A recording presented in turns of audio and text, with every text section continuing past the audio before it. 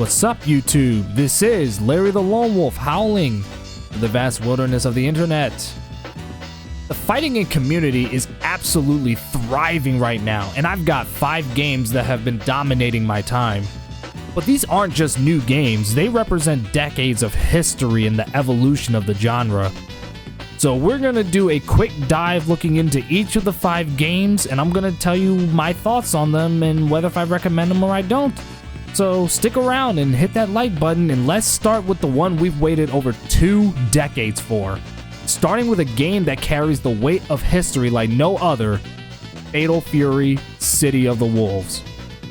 The significance here is massive. This is the first main entry in the Fatal Fury franchise since Garou: Mark of the Wolves in 1999, a full 26-year gap. Fatal Fury is literally the father of SNK fighting games, introducing the world to legends like Terry Bogard before King of Fighters even existed. After Garou, they shifted their focus almost entirely to KOF, making this revival a monumental, long-awaited moment for old-school fans. And I have been waiting with anticipation since this game was announced back in 2022. And I want to go on record, I think of it as just as good as Garou: Mark of the Wolves, while successfully refining the mechanics introduced in that game and reviving old techniques from the classic Fatal Fury games. The core is brilliant, anchored by the aggressive rev system. This meter grants immediate access to offensive tools like rev arts and the armored rev blow, encouraging full throttle offense from the start of the round. Currently, my main, Mai Shiranui, has never felt better, and to my surprise, I don't really encounter a whole lot of Mai Shiranui players online. But honestly, Mai Shiranui is just so fun to play in this game, it almost just doesn't matter. But here's the cold reality 6 months in. The game's matchmaking is inconsistent, leading to frustratingly low player count at times, but there's also another reason besides the matchmaking. It's also just the fact that since, Fatal Fury hasn't been relevant since Garou: Mark of the Wolves, I guess a lot of people forgot about it, whereas King of Fighters have been more consistent, Fatal Fury hasn't, you know what I mean? For a long-awaited comeback title, a less than seamless online experience is a critical issue that SNK needs to address to keep the excitement going. I mean, we do have Chun-Li and Mr. Big coming out for the game within a few months from now. I mean, I know that Mr. Big is supposed to drop for the game in the early 2026, but hopefully the game's only going to improve from here on out. We do know that a lot of the legacy characters are all going to return. SNK did make it very clear that practically everyone was going to come back. I don't know how much we're going to see, but we'll have to wait and see. But otherwise, Fatal Fury: City of the Wolves is actually the one I'm currently putting the most time into, and it's a fantastic fighting game. I highly recommend it. Next up is another SNK fighting game, the King of Fighters 15. Now, for those of you who don't know, King of Fighters started in 1994 as a monumental crossover, pitting characters from Fatal Fury, Art of Fighting, and all kinds of other SNK concepts into a 3v3 team battle. It's renowned for its deep mechanics, team synergy, and fast-paced hop and dash movement. King of Fighters 15 was a direct successor to King of Fighters 14, which successfully transitioned the series to 3D models and began a new story saga. 15 was under pressure to deliver a more polished aesthetic and functional online play than its predecessors. I personally think of King of Fighters 15 as a great entry point for the franchise that successfully improves upon King of Fighters 14. It refined the combat, particularly the Shatter Strike parry and the max mode mechanics and all that. Its strategic team play is at its best, and the roster is a love letter to SNK history. My main team, especially if you've been watching this channel, is of course the iconic team Art of Fighting, a perfect trio for my playstyle. Now, the biggest complaint that I do have about this game is that there is a lack of other modes and offline content and all that stuff beyond just the story and arcade and the combo trials and the boss rush, all that stuff. Well, I would say probably that would be one big flaw, I would say, but probably the biggest flaw that this game has always suffered from was its online netcode inconsistencies, because sometimes when you go online, I don't know, it might just be me, so take it with a huge grain of salt. It might just be specifically me, but sometimes like the netcode can be very inconsistent when you play online. And granted, it's better than past SNK titles, especially 14, which didn't use rollback netcode. 15 does. It's still not as rock solid as its main competitors, which is a major hurdle in today's online focused FGC. But otherwise, what you get is a pretty good team-based 3v3 fighting game and everything. It's pretty much SNK history rolled into one. Now, me personally, I'm gonna go on record and say that while this isn't my favorite SNK fighting game right now, it is still damn good. Like, obviously, Fatal Fury right now is my favorite SNK fighting game. And Fatal Fury I've always had a massive soft spot for. But I still give my hats off to King of Fighters. So if you haven't already, go play some King of Fighters 15 and let me know what you think. Now we move on to Arc System Works' modern masterpiece, Guilty Gear Strive. Now, for context, before Strive, Guilty Gear was considered a complex, high execution, and relatively niche series, famous for its intense air dashes, Roman cancels, and incredibly deep systems. So when ArcSys announced Strive in 2021, it was explicitly developed as a complete reconstruction of the franchise, designed to be more accessible with a streamlined UI and systems. It was a calculated risk aimed at wider appeal, and it made the series an overnight mainstream success with record sales for the franchise. You know, that's obviously not to say that Guilty Gear hadn't already had a dedicated, loyal fan base initially, but Guilty Gear Strive is definitely the entry that put Guilty Gear in the mainstream, no doubt about it. I feel like this, for a lot of people, was their introduction to Guilty Gear. Me personally, I was already familiar with Guilty Gear before Strive had even came out. But there were a lot of people that never played a Guilty Gear game before this one, and this was the introduction for a lot of people. And what's more is that it culminated the story, specifically the original story arc for Soul Bad Guy, the main protagonist. But anyway, I think of this game as the single best Guilty Gear game, which I'm pretty sure is going to give me a lot of flair in the comments, because I did receive comments from a video that I did before where I talked about my 10 favorite fighting games, and you know, Guilty Gear Strive was in it, and I had some comments, I had some people like annoyed that, you know, they thought that Guilty Gear Strive is getting all the love and everything, but Guilty Gear Exard doesn't, which I still have a massive soft spot for Exard, and even the Accent Core games too, but I just really, really love Strive. It successfully achieved its goal. It simplified the mechanics, but they're still incredibly deep, and has a stunning visual flair, and has the best in-class rollback netcode, even during the beta, because I also played this game during the beta, and the rollback netcode in this game had always been good. I mean, to be fair, the beta did have some issues with the netcode, but once the game came out, the netcode was perfect. Like, it was fantastic, you know what I mean? The Roman cancel system is incredibly intuitive, and the dramatic wall break adds spectacle. It really does. It just only increases like the intensity of the fights. Currently, my main character is Elfelt Valentine. I absolutely dig this character. Although when this game did first came out, my original main character was Giovanna, who I still love playing, but I just gotta be honest, with all the updates and patches that came out, it just became a little bit harder for me to really get down with Giovanna. I guess I just have to relearn her from the ground up, but right now I'm really having a fun time with Elfelt Valentine.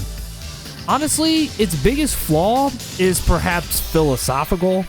So some longtime fans initially criticized the simplification of systems of the game and the removal of certain defensive options, feeling it traded some signature chaos for accessibility, but for the health of the franchise, this was the necessary evolution. So if you haven't, go out there and play some Guilty Gear Strive. It is definitely the best Guilty Gear game, and easily one of the best modern fighting games right now. Hell, I'll even take it a step further and say it might be one of the best fighting games ever made. I'll take it that far.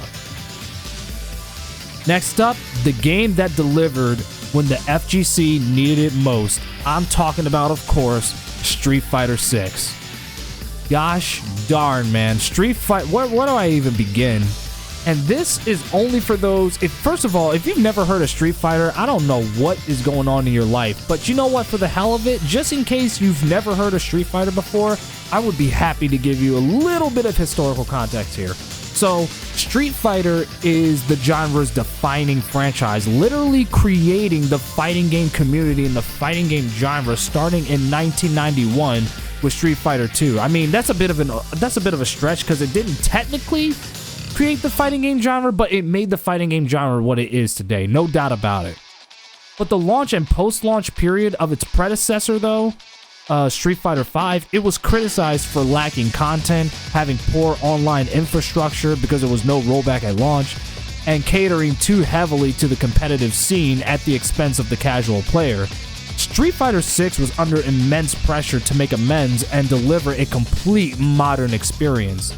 I am confident in saying I think of it as one of the best fighting games ever made and objectively the best Street Fighter game.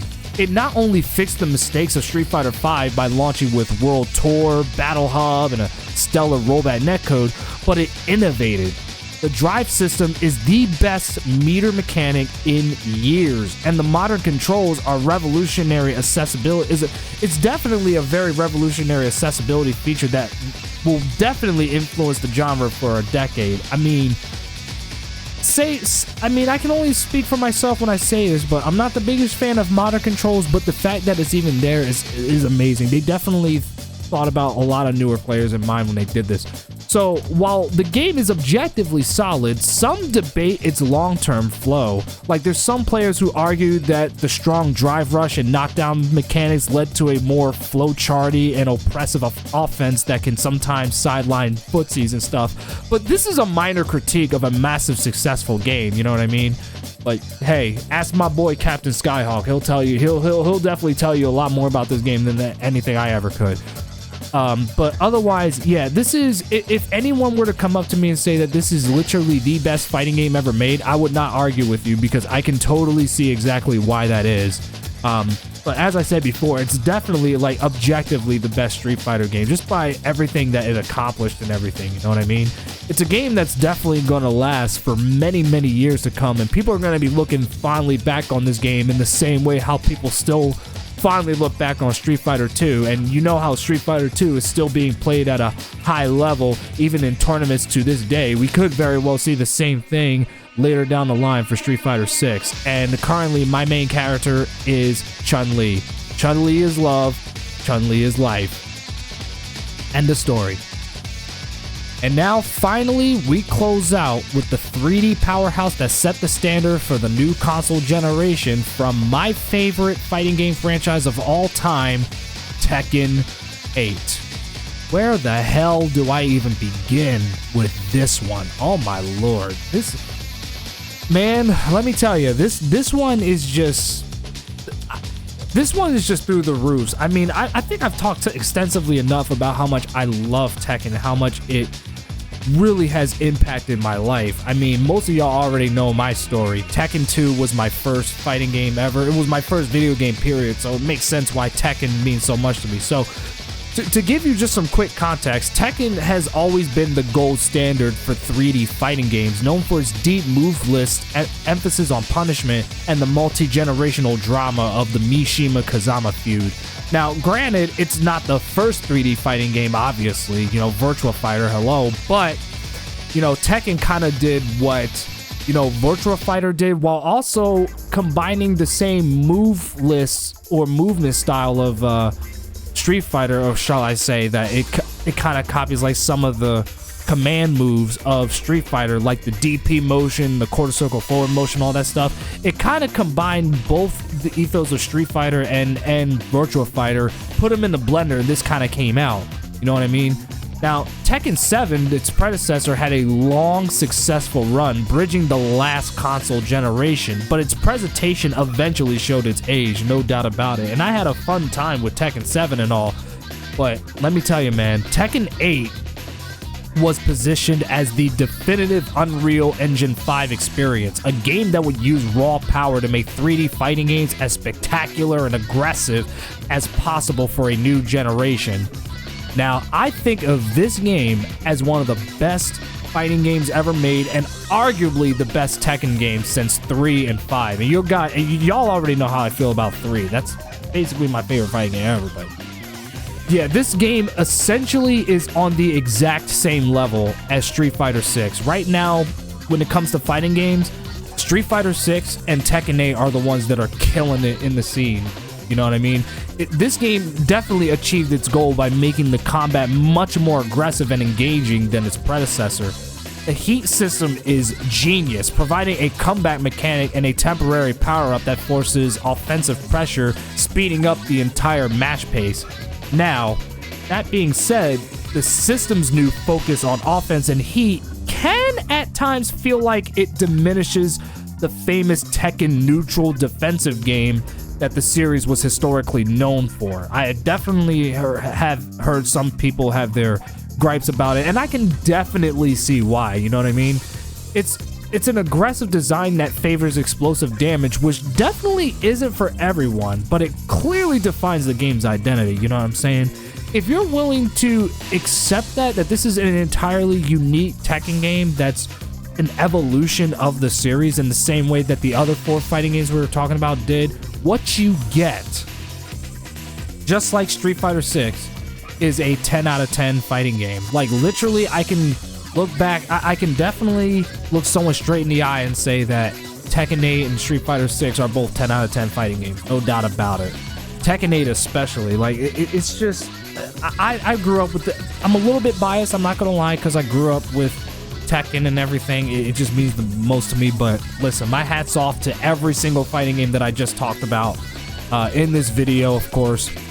And please, you can literally see the history here, like from the 26 long revival of Fatal Fury to the redemption story of Street Fighter 6, you know what I'm saying? Like, we're currently in a renaissance era as far as fighting games. This is an era defined by legends taking very calculated risks. Like, you have Fatal Fury, City of the Wolves carrying the mantle of Garou, but, you know, obviously it has player count issues and all that stuff.